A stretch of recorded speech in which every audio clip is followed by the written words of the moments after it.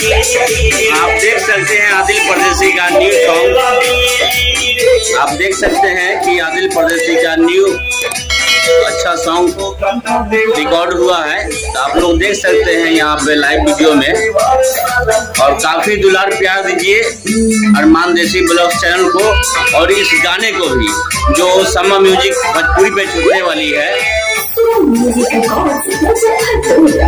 तो मेरे कुंदन जी यहाँ पे बैठे हुए हैं जो बहुत काफी मेहनत करते हैं, और पीछे में बैकग्राउंड में है सिंगर राइटर जी हैं, और ये खेसारी जी जो हमारे साथ में आए हैं।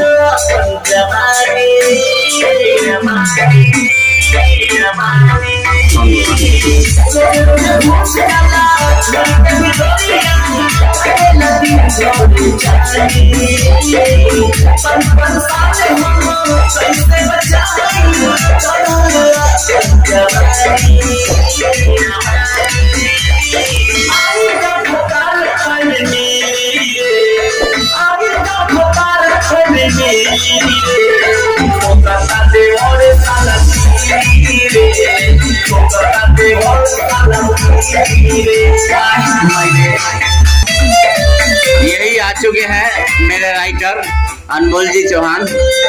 काफी मेहनत की है इस गाने पर, और काफी दुलार प्यार दीजिए हमारे राइटर जी को और मेरे कुंदन जी को, और इस गाने को भी।